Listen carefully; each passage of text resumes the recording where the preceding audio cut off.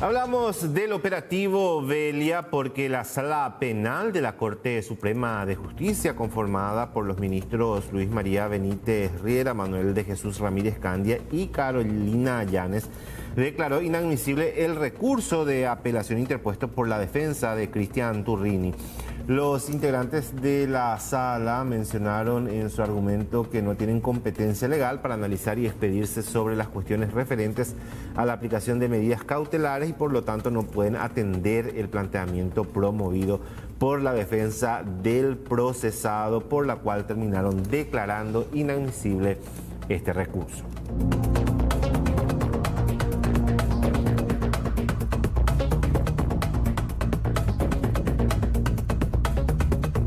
Hablamos de esta información que tiene que ver con las personas que han sido privadas de su libertad en el norte del país ya hace años, y en ese sentido la Cámara de Senadores tratará el proyecto de ley que aumenta a 1.000 millones de 1.000 millones a 7.000 millones de guaraníes el pago de recompensa por la información útil sobre los secuestrados Delio Morínigo, Félix Urbieta y Oscar Denis.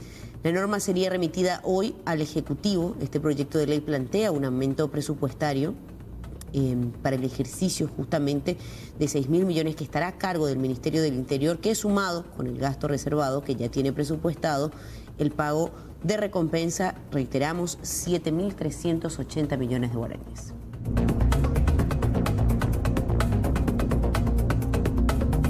Y un hecho ocurrido en el transcurso de esta jornada en el departamento de Concepción movilizó a las fuerzas de seguridad.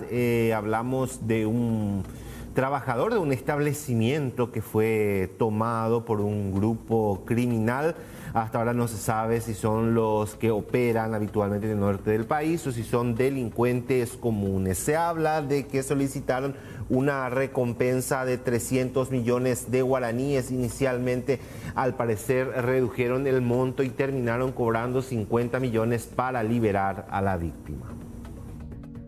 Básicamente tenemos una situación de secuestro y toma de rehenes. De acuerdo a lo que hasta el momento pudimos obtener como información, dos personas llegan, dos personas armadas y con ropa camuflada, llegan hasta esta propiedad y primeramente toman a dos personales que estaban haciendo trabajo de limpieza de pastura y posteriormente ellos son traídos a la fuerza hacia el fondo, dirigiéndose hasta la parte acá del frente, la parte principal, y ya posteriormente se encuentran también con el propietario del establecimiento y con el capataz, que fue la persona a quien le retuvieron. Liberaron al propietario para exigirle la entrega o el pago de una suma de dinero. Entonces, luego de eso, el propietario fue a buscar el dinero y la información que tenemos es que ha pagado el rescate. Y luego de eso fue liberado el personal que fue capturado. Inicialmente sería la suma de 50 millones de guaraníes, lo que nos mencionaron. Ese dato está a confirmar. Conversamos con el capataz, que fue el retenido, y con los dos personales que estaban trabajando en el campo. Con el propietario no conversamos, pero sí tenemos la referencia de que se habría incluso exigido una suma mayor y que ya posteriormente le bajaron el monto y que ese es el monto que acordaron recibir para liberar a la persona privada de su libertad. ¿Característica de los secuestradores se puede hablar? Por los datos que tenemos, serían dos personas jóvenes, rasgos físicos similares ambas, personas morenas de mediana y baja estatura. Uno de ellos tenía un arma corta y el otro tenía un arma larga. Queda también por determinar qué tipo de arma. No encontramos casquillos. Sí mencionaron las personas que efectuaron un disparo, que dispararon por un montículo de tierra, pero no encontramos las vainas. ¿Cómo se encuentra la víctima? En líneas generales está bien. Se asustó, lógicamente, por lo ocurrido, pero en líneas generales le encontramos bien. Fue liberado aquí dentro del establecimiento. ¿Fue llevado hasta un cierto punto, hasta ciertos metros? Aparentemente en todo momento se le mantuvo dentro del establecimiento. Bueno, estamos hablando ya acá con Rafael Félix, la correlación, justo lo que estábamos viendo recién, pues siempre es interesante hablar con él. Y antes de hablar de otros puntos, estábamos acompañando, le estaba diciendo que de vuelta vuelven a atacar en el norte, va a ser grupos chicos, grupos grandes. Recientemente le dieron de baja a uno de los más grandes líderes del grupo, pero igual están allí. ¿Cómo estás, Rafael? Bien, ¿cómo estás, Rolando? Un gusto visitarte. Estaba en el tema de seguridad y alguien que conoce de estos temas sos vos, y decíamos, no hay que subestimarle a esta gente, ellos siempre, por más que pierden fuerza, están ahí para golpear en cualquier momento, ¿no? Sí, dos cositas. Evidentemente tienen menos capacidad de acción. Si miramos, ¿verdad? Ellos llevan, qué sé yo, 80 homicidios, tengo computado más o menos 150 ataques, más de 20 secuestros, inclusive ataques con explosivos, y últimamente como que se les ve con menos capacidad de acción y recibieron algunos golpes. Ahora, eso no les hace menos peligrosos. O sea, dentro de los que quedan hay personas muy entrenadas, así que es un grupo que hay que tener en cuenta. Y lo segundo es que esa es una zona roja, o sea, el EPP no es la única amenaza. Hay otras, este grupo no se sabe todavía quiénes son, pero como este grupo pueden haber otros más. O sea, ¿cuál es el momento en que, qué sé yo, un grupo de avigeo, un grupo de pequeños asaltantes de repente se convierte en un grupo de secuestradores? Pues? O sea, no... siempre las amenazas están, y además hay amenazas en las zonas sumamente serias. El crimen organizado, léase PCC, Comando Vermelho y todo lo demás operan en esa zona. Y esas organizaciones son muy peligrosas, tienen mucho poder económico, eso significa que pueden permear las instituciones, y desde el momento que las instituciones no cuentan con la suficiente capacidad, obviamente eso genera un ambiente favorable para estas situaciones de violencia.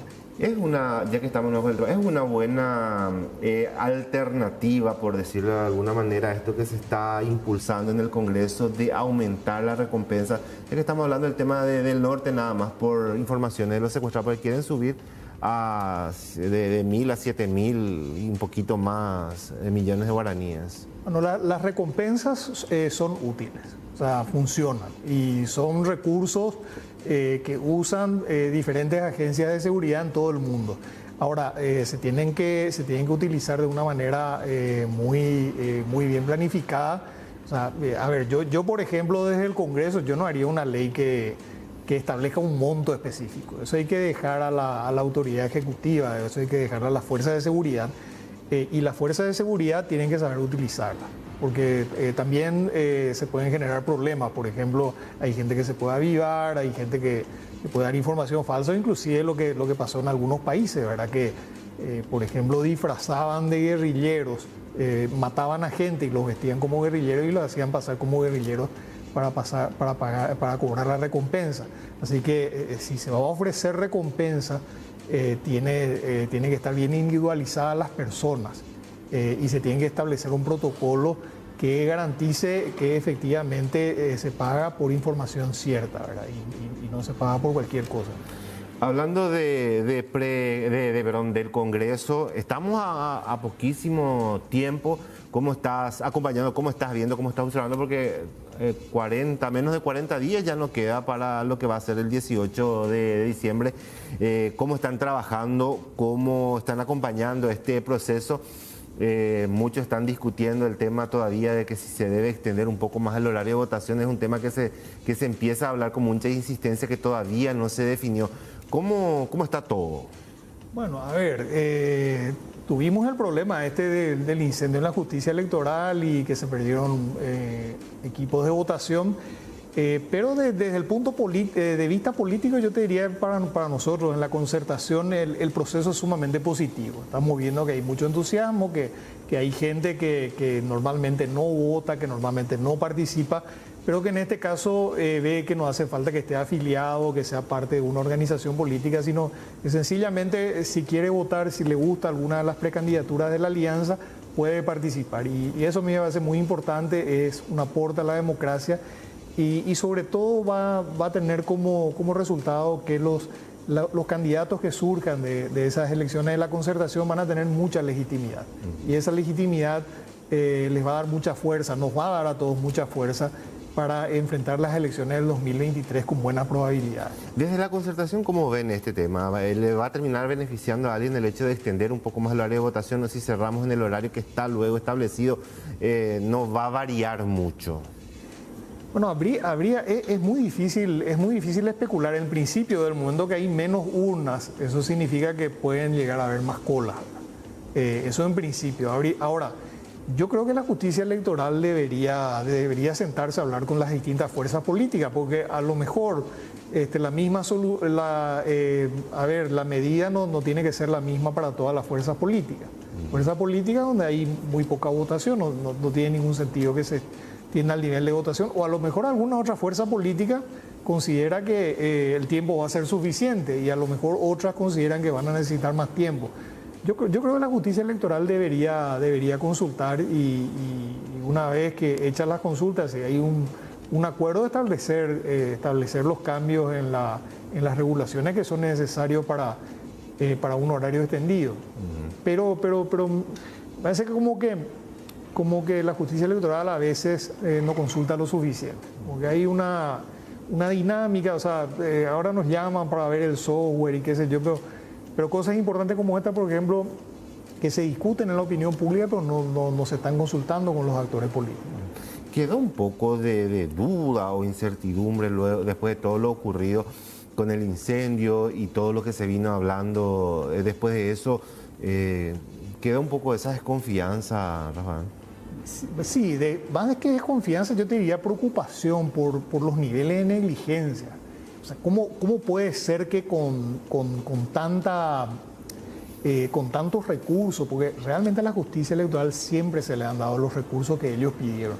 Ellos se fueron y ellos explicaron en el Parlamento que ellos iban a construir depósitos con todas las medidas de seguridad, y resulta ser que las urnas no estaban en esos depósitos y no tenían las medidas de seguridad y no habían las medidas de prevención. Entonces, al final uno se pone a pensar, tenemos unas elecciones tan importantes, estamos inaugurando a escala nacional, ¿verdad? Una nueva forma de votación, estamos incorporando el voto electrónico, y resulta que la justicia electoral es tan negligente en un tema tan sencillo como es establecer, qué sé yo, las garantías para que los equipos estén bien resguardados. Y ahí entra lo que vos decís, cómo tener plena confianza que otros procesos más complejos, como por ejemplo la auditoría del software de los equipos de votación, van a hacerlo de una manera eficiente. Eso es lo que queda, ¿verdad? Preocupación por la negligencia. ¿Cómo llegan como concertación? Porque ya, como decíamos, estamos en la recta final. Hubo un tiempo en que se dieron pequeños inconvenientes, como se da en alguna agrupación, gente que salía, sí, divisiones, pero de ese tiempo a esta parte. Bueno, siempre los procesos internos son polémicos. O sea, no hay que... Bueno, uno mira la interna del Partido Colorado y más o menos la competencia de quién es más delincuente o quiénes tienen más vinculaciones con el crimen organizado. En la concertación no estamos muy lejos de esa situación. Sí hay de repente cuestionamientos, hay observaciones, y yo creo que es bueno. O sea, que se debata es bueno y que sirva eso para mejorar lo que estamos haciendo. Pero ¿sabes qué es lo importante? Si miramos la alianza del 2018 y la concertación del 2023, esta concertación es mucho más representativa. Y en el 2018 perdimos por solamente 2 puntos. Así que yo creo que están todas las condiciones con los sectores que vamos sumando, que claro, no está todo hecho, ¿verdad? Esto tenemos que conservar, tenemos que tomar las medidas para que todos nos sintamos incluidos. Después de las internas habrán candidaturas que salieron adelante y otras que no. Así que los que terminen, vamos a decir, no quiero usar una palabra, los que no ganen tienen que sentir el mismo protagonismo, tienen que sentirse plenamente incluidos y tienen que trabajar al igual que aquellos candidatos que nos van a representar finalmente, y ahí un poco está la clave de lo que significa la concertación. Para cerrar nada más, te quiero preguntar cómo está tu precandidatura, específicamente hablando de del trabajo que vienen haciendo también buscando ese lugar en el Senado. Bien, estamos, bueno, en estos días tengo recorrido por el departamento de Guairá, por Caguazú, voy a estar también en Canindeyú, eso en esta semana. Esta semana que estamos terminando estuve por Paraguarí, muy buena receptividad en general, y me estoy encontrando con muy buenos amigos, compañeros y compañeras de muchos años, y veo mucho entusiasmo. O sea, por supuesto, en este caso voy para hablar fundamentalmente de la propuesta parlamentaria, donde tenemos candidaturas en alianza, ¿verdad? Pero a la Cámara de Senadores, a la Cámara de Diputados, a las juntas departamentales, pero también el proyecto más grande. O sea, es como dos cuestiones que son muy importantes. Necesitamos elegir un buen poder ejecutivo, un buen presidente, una buena vicepresidencia, y necesitamos elegir un buen Congreso también. Eso es fundamental. Si queremos cambiar, el Poder Ejecutivo tiene que funcionar bien y el Congreso tiene que funcionar bien. Y me imagino que el recorrido va a continuar a medida que se acerca todo, se intensifica también, ¿no? Tenemos bastante por delante. Y bueno, y después del 18, esa es la parte fácil, después empieza la parte más pesada. Sí. Rafael, gracias por estar con nosotros esta tarde, ¿no? Muchas gracias, un gusto. Nos acompañaba Rafael Filisola esta tarde en Tarde Noticias.